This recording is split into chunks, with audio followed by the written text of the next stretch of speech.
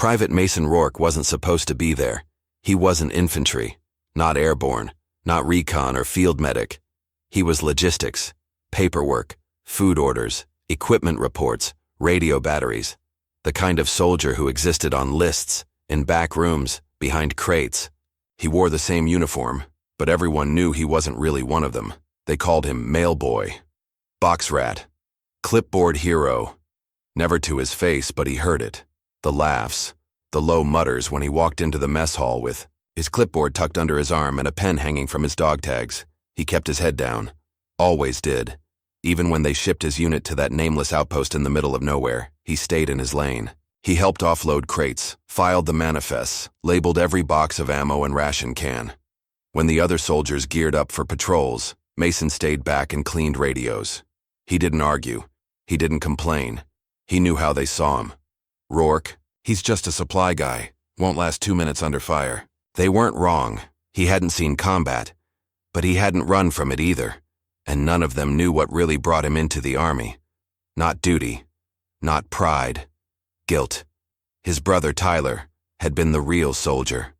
Infantry, 2 deployments, Purple Heart. Until the day he stepped on a mine outside Fallujah. Mason hadn't even enlisted yet, but he did, 3 months later. Not for glory, to wear the same uniform. To finish something. He never told anyone that, and no one asked. Until the fair soir it started on a routine patrol. A forward team of 6 had gone out past the East Ridge to check on a crashed drone. Mason wasn't supposed to be on comms, but their radio tech was sick, so Mason filled in. Midway through the scan, static hit, then a scream, then silence. The lieutenant ordered a fast response team. Mason stayed back, monitoring what little signal came through. Then came the explosion, not from enemy fire, but fuel. The Ridge was hiding an old supply truck, crashed and forgotten weeks before, its fuel still volatile. The recovery team triggered it, not even realizing. 3 soldiers were injured, 1 pinned, 1 unconscious. Flames spread. The evac unit was 20 minutes out, too far. Mason heard the yelling through the radio, broken words, smoke in the comms. No one clear enough to give positions, just chaos. He looked around. Everyone else was running outside, coordinating evac, trying to find a water rig. But no one was moving toward the ridge. No one. So he grabbed a rope, a med kit, and a fire blanket, and ran. No one stopped him. No one followed him either. The smoke came fast, blinding. He found the first soldier, Private Jenkins, crawling, away with a dislocated shoulder, and half his uniform burned through. Mason pulled him with 1 arm, wrapped him in the blanket, dragged him out without saying a word. Then he went back. He found Sergeant Vale unconscious behind a fallen beam, leg bleeding badly. He used the rope to lift it just enough. His back screamed. He didn't stop. He dragged Vale by the belt inch by inch. Someone shouted from the hill above. Mason ignored it. A second blast shook the ground, smaller but closer. The last 2 were barely alive. 1 pinned under the wreckage, the other trying to dig him out with bare hands, coughing up soot. Mason used the flat end of the medkit to wedge under the axle, pulled till the tendons in his arms felt like wires about to snap. And somehow, it lifted. They got the last man out with 15 seconds to spare before the fire jumped the ridge entirely. When the evac team arrived, they found Mason collapsed, on the ground beside the bodies, alive, wheezing, covered in soot and blood that wasn't all his. He didn't speak, didn't look up. He just sat there, hands black, eyes blank, and for the first time, no one called him Mailboy. The medic said he was lucky. Smoke inhalation, 2nd-degree burns on both hands, minor fracture in his right shoulder. He shouldn't have been able to drag 4 men, shouldn't have been able to lift a full axle with a kit bag, shouldn't have been able to see anything through the smoke. But he had. The forward team was alive, 3 of them conscious, 1 still critical, but all breathing, because of Mason Rourke. By the time he woke up in the field hospital, word had already spread. He opened his eyes to see Lieutenant Park standing at the foot of the cot, arms crossed, face unreadable. "You should have waited." "For evac," the lieutenant said. Mason nodded weakly.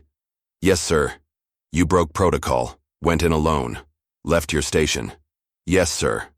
Park stepped forward, then placed a commendation slip on Mason's chest. Good. He turned and walked out. That afternoon, the visit started. Jenkins came first. Arm in a sling, face bandaged. Said nothing for a full minute. Just stood there, looking at Mason like he didn't know what to say. Finally muttered, "Thanks," and left. Then Vale, limping, leaning on a crutch. He looked at Mason, then at the bandages on his hands. "You shouldn't have done it," he said. "You could have died." Mason looked up. "So could you." Vale nodded once, then pulled a small patch from his pocket, a torn infantry insignia scorched around the edges. "You earned it more than I ever did." He tossed it on the bed and walked out. Mason stared at the patch. Didn't touch it, just let it sit there. 2 days later, command sent an officer to interview him, asked for details, timelines, why he acted without orders, whether he'd do it again. Mason answered plainly, "There wasn't time." "You weren't trained for that," the officer said. "I didn't need training to know they'd burn." The officer didn't reply, just closed his notebook and left. A week later, Mason was cleared to return to limited duty. He stepped back into the base compound with his sleeves rolled down to cover the bandages. No clipboard this time, no pen, no crate labels. Everyone watched him walk by. Nobody said a word. Then one of the new guys, a fresh recruit who hadn't even been at the ridge, raised his voice across the yard. "Hey, you the one who pulled those guys out the fire?" Mason paused, turned slowly. The recruit grinned. "Damn, didn't think a supply guy had it in him." A few others laughed, not mockingly, not cruel, just surprised. Mason didn't smile, just said, "Neither did I." He kept walking. Inside the radio tent, his gear had been moved, not dumped, just replaced. Neatly, respectfully. In its place was a single envelope with his name on it. Inside, a handwritten note. "He's not a real soldier," they said, until he proved he was the last one standing. It wasn't signed. Didn't need to be. Mason folded it and tucked it in the inner pocket of his uniform. That night, he sat outside the barracks, staring at the burnt edge of the infantry patch Vale had given him. He didn't sew it on. He didn't have to. He knew what he'd done, and now, so did they. 3 days after Mason returned to duty, he was summoned to the CO's office. No warning, no explanation. Just a message from Sergeant Lynn. "You're expected at 0900, be sharp." He showed up early. Captain Elena Wexler sat behind her desk, eyes locked on a report as he entered. Her uniform was immaculate. So was her silence. She didn't look, up until he stood at full attention. Private Mason Rourke reporting as ordered. She gestured to the chair. "Sit." He obeyed. She stared at him for a few seconds longer than necessary, then said, "You're not in trouble." Mason nodded. "Yes, ma'am. I read the full debrief, 5 times. She tapped the folder. "I also read the logs of your previous assignments. Logistics, quartermaster support, radio maintenance, 0 field experience." He said nothing, which makes it interesting that you did what 3 trained infantrymen couldn't do under fire. Get your team out alive. Still, he said nothing. Wexler leaned back. "Do you know why I called you here?" "No, ma'am." She slid the folder aside and opened a drawer. Pulled out a small box, placed it in front of him. Bronze Star. For heroism in action, not involving participation in aerial flight. "You're being commended for valor, Rourke." Mason blinked. Slowly. "I didn't ask for that." "I know. I didn't do it for recognition." "I know that too." He looked down at the box. "I'm just a supply guy," he muttered. Wexler leaned forward. "You were a supply guy. Now you're something else. Something rare." Mason looked at her. "What's that?" She folded her hands. "A reminder that being a soldier doesn't always start with a rifle. Sometimes it starts with showing up when everyone else runs." He didn't take the medal. Not right away. Later he'd put it in his pack. Not to display but to keep. Quietly, like everything else. Word spread. But this time, it wasn't rumors behind his back or muttered nicknames. It was nods in the mess hall, offers of help during inspections. A seat saved at the poker table.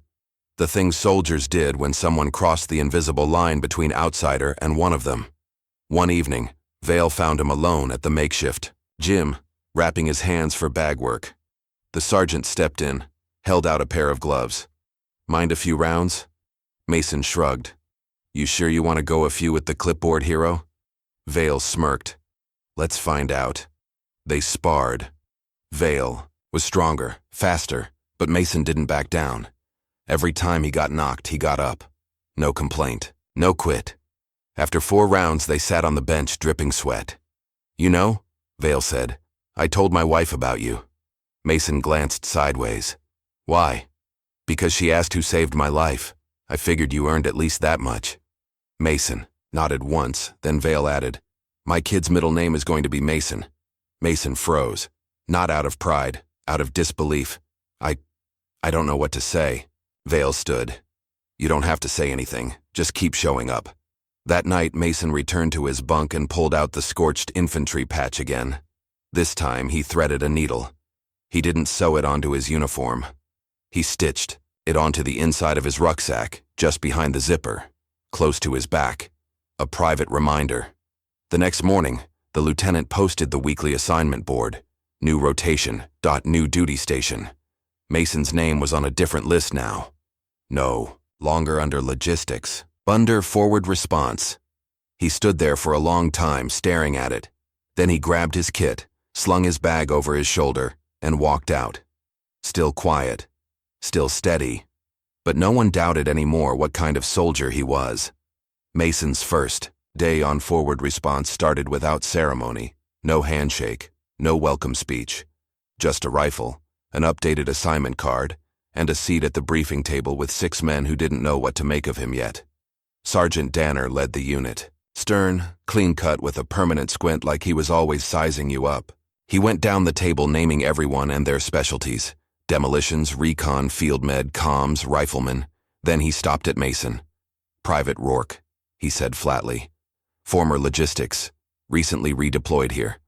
No one said a word. A few subtle glances. Someone coughed into his fist. Mason just nodded. Ready to work, Sergeant. Danner didn't blink. We'll see.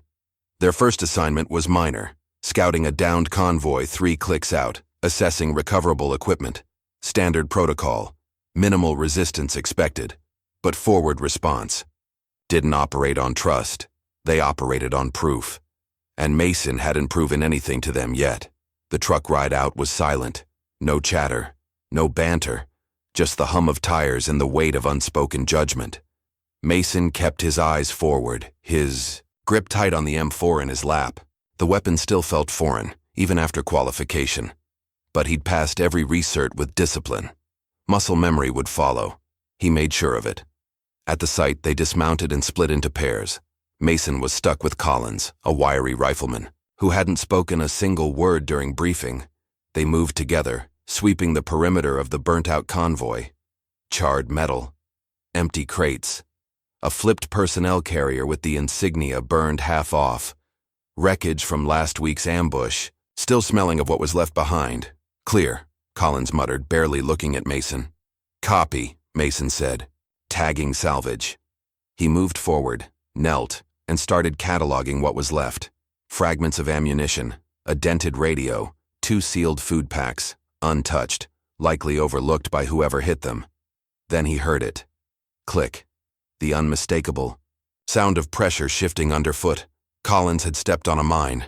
He froze, foot rooted in place, his face immediately draining of color. Don't move, Mason said calmly. No shit, Collins hissed, voice tight. You think I don't know that? Mason knelt slowly in front of him, eyes scanning the dirt. Old Soviet-type mine. Crude but effective. He'd seen diagrams and manuals back in supply. Rare to see one this deep in their zone. He dropped his pack and started unpacking tools. Not demolition grade, but basic enough to do the job. Small shovel, pliers, a flat screwdriver. You trained for this? Collins muttered.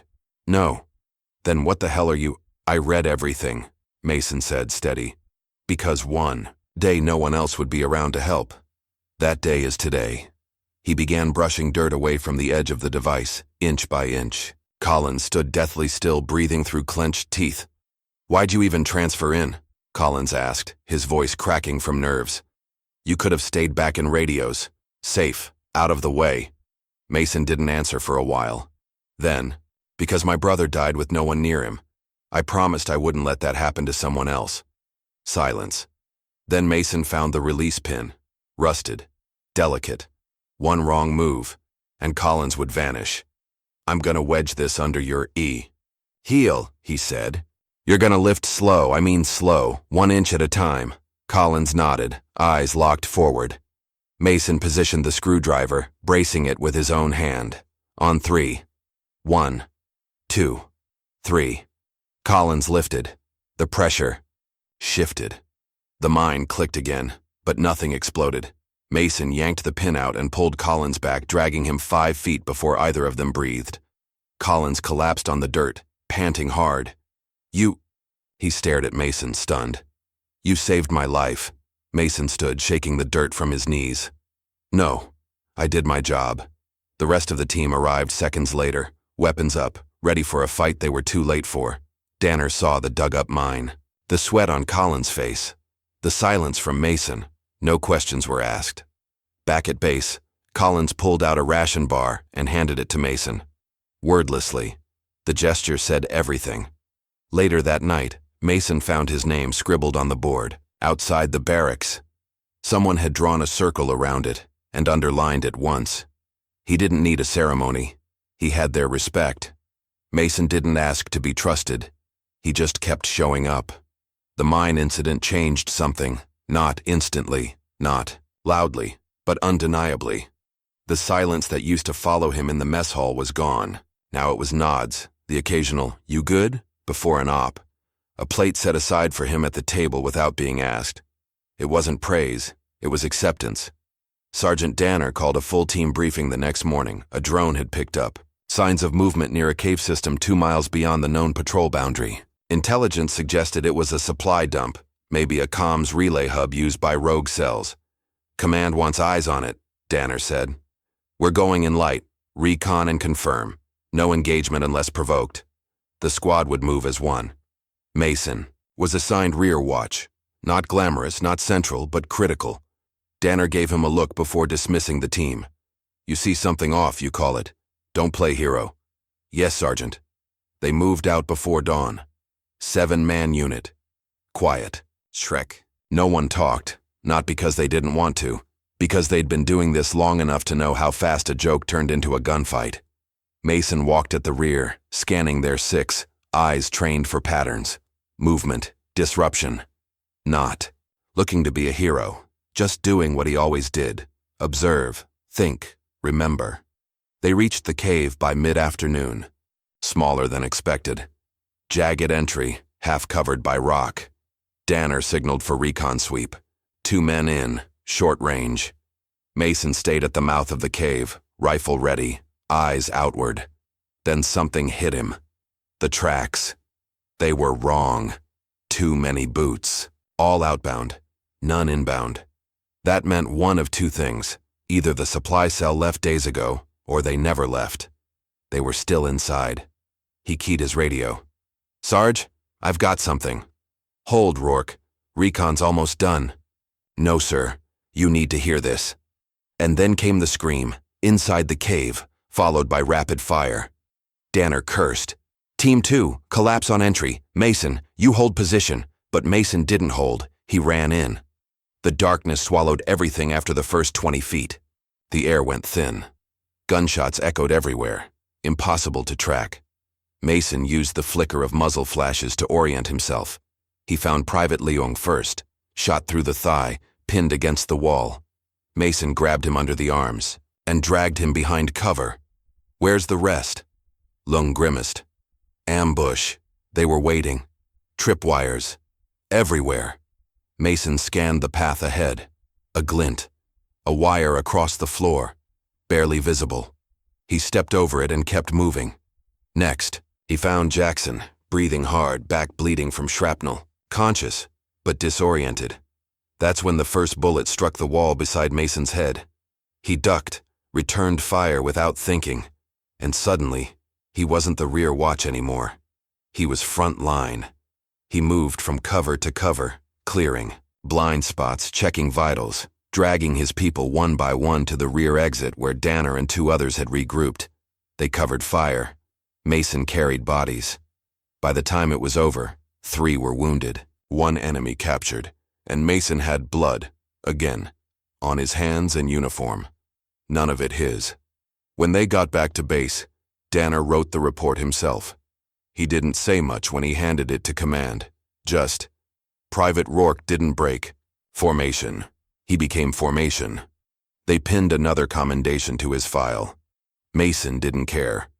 That night, Collins tossed him a fresh patch. Recon Unit insignia. Don't just carry the gear anymore, he said. You are it now. Mason took the patch. Didn't say thanks. Didn't have to. He just nodded once, turned to his bunk, and quietly started stitching. He didn't need the uniform to prove it anymore. But it was time the uniform matched the man. Inside it. 2 weeks after the cave, they stopped calling him Private Rourke. Now it was just Rourke, said with weight, with respect, with the quiet understanding that this guy wasn't just another name on the roster. He was the one you wanted at your back when things went sideways. Sergeant Danner didn't show favoritism, not his style, but Mason noticed the way he'd started asking him for input during briefings. Short nods, quick questions, nothing formal, but real. That's when the new guys started arriving.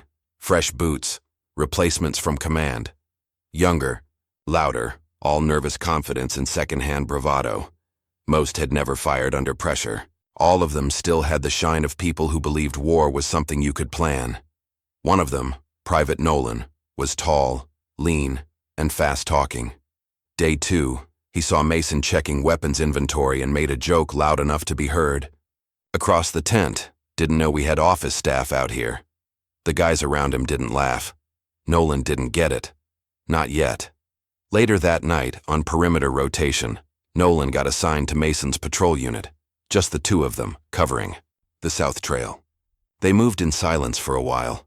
Mason didn't speak unless there was a reason. Nolan finally broke. Hey, sorry about earlier. Just trying to loosen up. Mason kept walking. Loosening up gets people killed. Nolan's voice tightened. You always this fun? Mason stopped, looked him in the eye. You ever drag someone out of a fire with their leg half gone and your lungs filling with smoke? Nolan's smirk faded. No. Then shut up and walk. After that, there were no more jokes. They returned to camp at 300 and Nolan didn't speak again until morning. When he did, it was only to ask Mason how often he checked his gear and if he could tag along for inventory review. By week's end, Nolan was no longer a liability. He was sharper, focused. The others noticed. They started calling it Rourke's effect. He didn't train recruits. He didn't give speeches. He showed up, and they adapted. Quiet leadership. The kind that didn't ask for attention. The kind that earned it. Then came the mission that changed everything again. Intelligence picked up chatter about an arms transfer happening through a canyon checkpoint 10 clicks out. The forward response. Team was selected for intercept. It was supposed to be a clean op. In, disable the convoy, seize cargo, extract. They moved in pre-dawn. 7 men, split into flanking formations. Mason took the high ridge with Vale and Nolan. The convoy arrived, later than expected, but something was wrong. Too many guards. Too little cargo. Mason scoped through his sight and whispered into comms. Decoy. They knew we'd come. Danner's voice cut through. Full retreat, now. But it was already too late. Explosives set in the ridge detonated first. Mason's team was blown off the high point, scattered across the rocks. He landed hard, his shoulder screaming. Vale was unconscious. Nolan had a fractured arm and a weapon he couldn't lift. The enemy didn't fire right away. They waited. Watched. That's when Mason made his move. He grabbed Vale's rifle and slung it, then grabbed Nolan by the collar and dragged him into a ditch just as the first bullets cracked the air. No orders. No backup. Just instinct. He crawled across open ground under fire, reached the second ridge, and signaled Danner through the smoke using his mirror, the one he kept in his med pouch. Useless until now. Danner's voice came through. Do you have a line of sight? Mason replied, Give me 60 seconds. He rigged a flash grenade to the ridge's edge and rolled it across the slope. When it went off, he moved. Fast. Low. Dragging Vale and Nolan down the side trail marked during pre-op that no one had considered using. They reached extraction 5 minutes later. The rest of the team followed his smoke markers. 0 dead. 2 injured. Cargo recovered. Mission complete. Back at base, Danner handed Mason a fresh commendation form.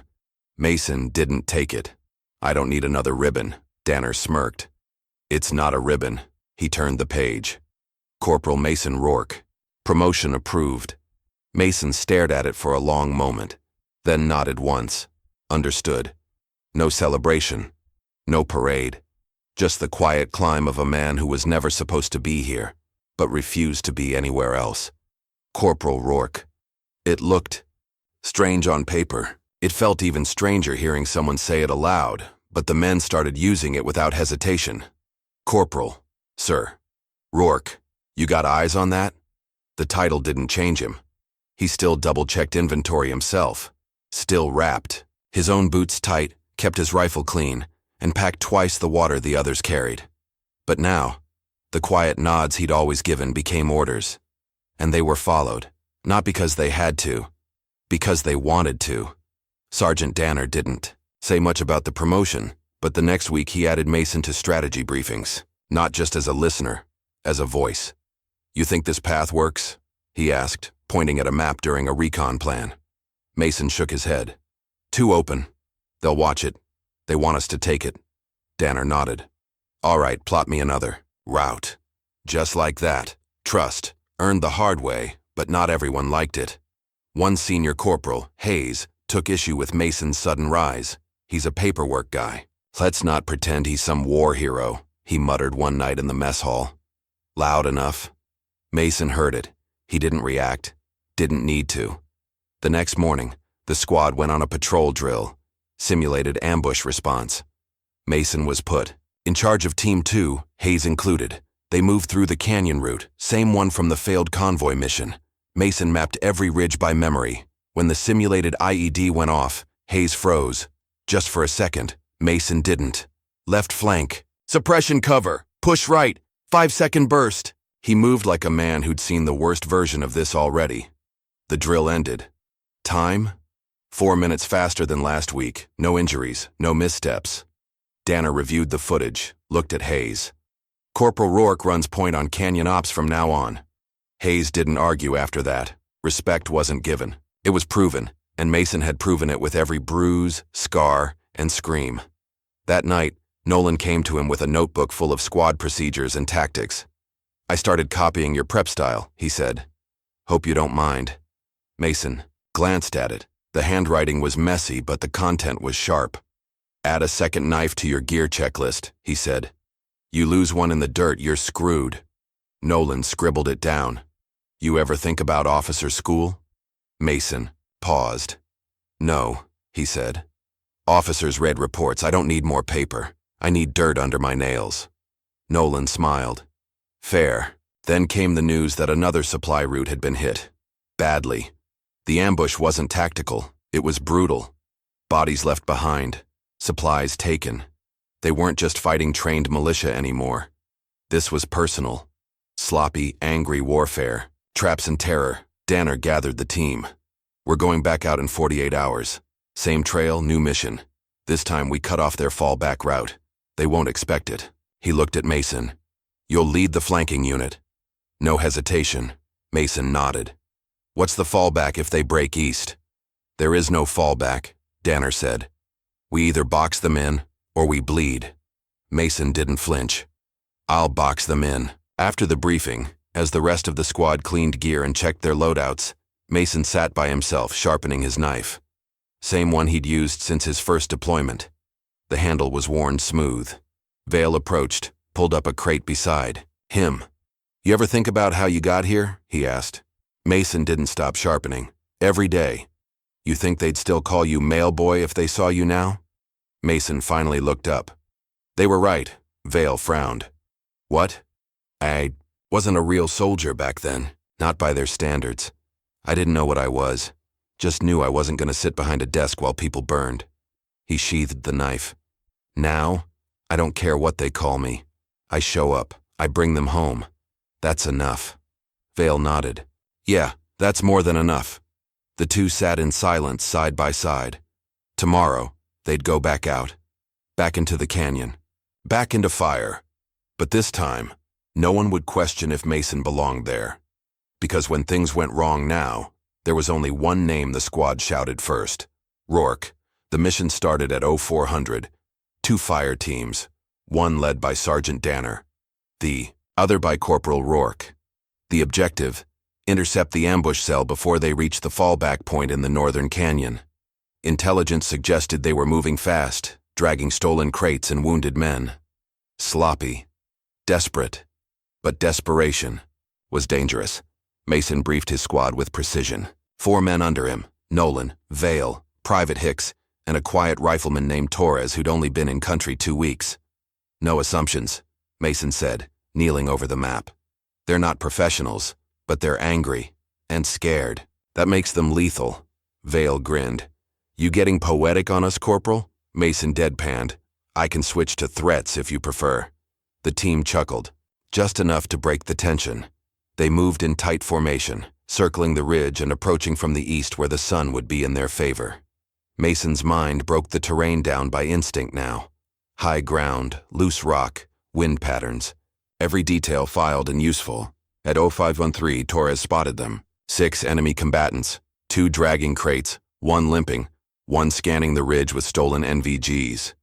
Mason didn't hesitate. He gave the hand signal. They fanned out, covered, waited, and then the NVG scout looked directly toward Torres's position. Shit. Light. Them up, Mason barked. The ridge exploded with noise. Short bursts, tight groups. 2 down instantly. 1 crawled behind cover. The others scattered, but Mason had already anticipated that. Hicks, cut the west line. Torres, flank the crates. He moved with them, firing in calculated rhythm, his shots controlled, clean. Nolan held position on the upper ridge, picking off movement before it could regroup. The last 2 enemies retreated down the canyon path. Mason turned to Vale. You good? Vale gave a quick thumbs up, already reloading. 2 down on my end. Then, Mason heard it, a snap, not close, behind. He spun, just in time to see another figure rise from the rocks, one they hadn't spotted. He had a grenade in one hand. Already armed, there was no time to think. Mason lunged, not at the man, at the team. He tackled Hicks and Torres, dragging them into the dirt just as the grenade dropped. The blast cracked the air. Mason hit the ground hard. Dust, heat, ringing, ears. Hicks was shouting. Torres was moving. Mason, he couldn't. He rolled to his side. Pain surged through his shoulder. Again, same one. Worse this time. Shrapnel. Deep. But he was breathing, and both men beside him were alive. He blinked through the haze and saw Nolan moving toward him, rifle swinging to cover the area. All targets down, Nolan called. Area clear. Vale rushed in, dropped to his knees beside Mason. Jesus, you all right? Mason grunted. Define all right. Vale pulled the field dressing from his kit, started patching the bleeding shoulder. You're insane, you know that? Not insane, Mason said, gritting his teeth. Just consistent. By the time Danner's team arrived for cleanup, Mason was back on his feet, bandaged, stiff, but standing. Danner looked him over, then glanced at the smoke rising from the ridge. You took a grenade to save 2 men, Mason shrugged. They didn't see it. You did. Didn't have time to explain. Danner didn't smile. He rarely did. But his voice had a tone Mason hadn't heard before. You ever consider leading your own unit? Mason blinked. What? Not just squads, a full detail. Promotions are coming down next quarter. I can push it through. Mason looked past him toward the canyon, the ridge, the crates, the path back to base. He thought about the first day, the whispers, the clipboard, and then he nodded. Yeah, he said. I'll lead. They walked back together, Nolan and Torres flanking him, Vale behind, watching their 6. No one had to say it aloud. They all knew who'd saved the mission, who had become the kind of soldier they'd follow into hell and back. And they all knew this wasn't the end of Rourke's story. It was just the beginning of the chapter he'd earned. The promotion came faster than expected. 3 weeks after the Canyon Op, Mason Rourke's name appeared in the official bulletin under a bold header. Effective immediately, Sergeant, E5, Mason Rourke, Field Command. Authorization granted. No ceremony, no speech. Just a clipboard on the command tent wall and a few lines of text that confirmed what the squad already knew. Rourke wasn't just another soldier anymore. He was a leader. When he walked into the barracks that morning, the first thing he saw was a folded note on his bunk, just 2 words, written in block letters. Told you. Vale's handwriting. No signature needed. The second thing he saw was Nolan standing at attention, half smirking like he'd been waiting hours just to be the first to salute. "Sergeant," Nolan said. "About time." Mason waved the salute off. "Cut the formal. Crap, go load your gear. We've got an equipment drop in 2 hours." He didn't have to say it twice. The squad moved faster now, cleaner, not out of fear, out of rhythm. Rourke didn't bark orders. He didn't strut. But when he said move, people moved. When he said cover left, they didn't question it. When he said stay alive, they listened. That day's mission was routine. Escort a resupply convoy through a narrow passage where ambushes had hit twice in the last month. It was supposed to be quiet. It wasn't. An IED took out the lead truck 5 minutes after entering the ravine. No casualties, just shredded tires and blocked road. The second truck halted too quickly and rear-ended the third, jamming the whole column in place. The moment of stillness that followed was too clean. Mason felt it. He stepped out of the vehicle and said one word: ambush. Snipers fired from the ridgeline 2 seconds later. He dropped behind a rock, keyed the squad radio. "Break left, cover pattern Delta 4, suppress high." The younger drivers were panicking. Rourke didn't yell. He moved, grabbed one by the vest, dragged him to cover, tossed another his secondary rifle, called out targets to Nolan, who was already laying down accurate bursts from the ridge. Vale had taken command of the right flank, returning fire with calculated discipline. Torres and Hicks flanked wide under Mason's command, circling the canyon wall and pinning the shooters in a crossfire. It was chaos, but controlled chaos.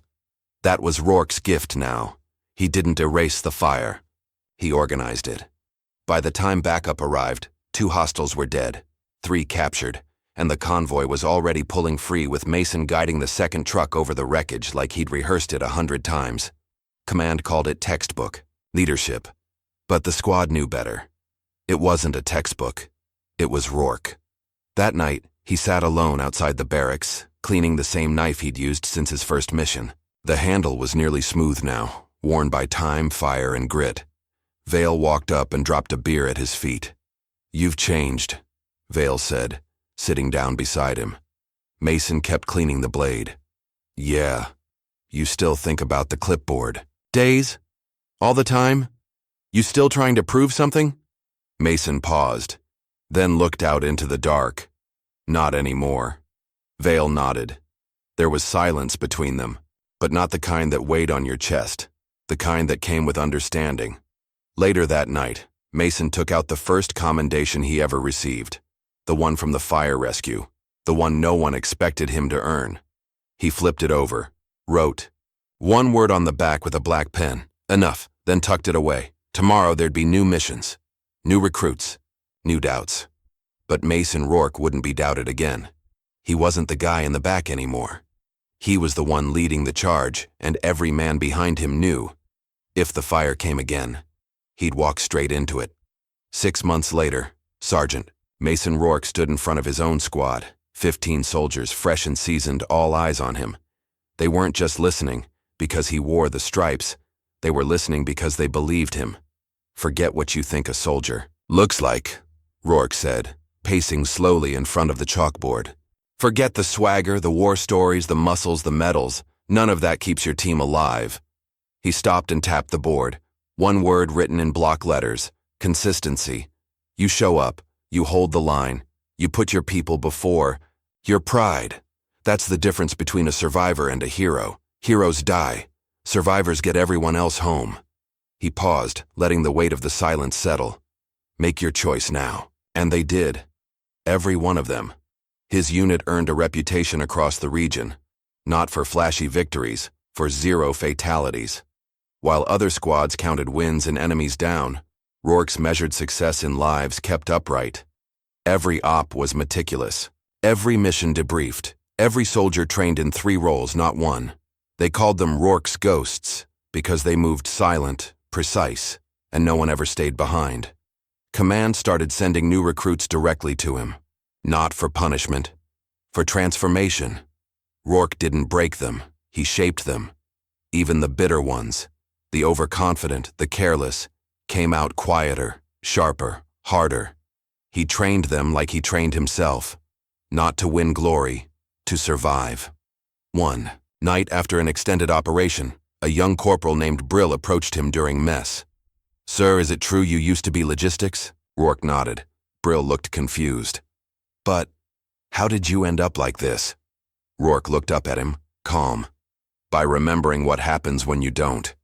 Brill didn't understand, not fully, but he would. One day, later that week, Mason received a letter from his mother. It had a clipping inside, a news article from back home. The headline read, "Local hero leads elite squad abroad." She'd underlined one line in the article with a pen. Rourke was never expected to see combat. He stared at that line for a long time, then tore it in half. He took out a blank sheet and wrote a single sentence. "Expectations never saved anyone," then folded it, slipped it in the same envelope, and sent it back. In the 10th month of his command, Mason stood alone again, this time in front of a memorial wall in a decommissioned base. Dozens of names, etched in steel. His brothers, among them. He traced the letters with 2 fingers. Tyler Rourke. No music. No words. Just presence. He knelt, pulled something from his jacket pocket. The old clipboard. Worn. Bent. Still intact. He laid it at the base of the wall and walked away. Not out of shame, out of completion. Back at the outpost, a new soldier was being transferred in. When he reached the barracks, Nolan met him at the door. "You're here for Rourke?" The soldier nodded. "What's he like?" the kid asked. Nolan smiled. He's the kind of man they once said wasn't a real soldier. Then he opened the door and let him in. Inside, Rourke was already waiting, sharpening his knife, reviewing the next mission, the weight of leadership steady on his shoulders. And for every soldier who'd once doubted him, for every name he'd carried out of fire, Mason Rourke had only one answer. He never needed to be a real soldier. He just needed to be the one who showed up when it mattered most. If this story hit hard, drop a single word in the comments below. The word that defines this journey for you. Was it earned? Was it fire? Was it rise? And if you want more true-born grit, more ghosts turned leaders, more silent men who become legends, subscribe and follow. Because some heroes don't wear capes, they carry you through the flames.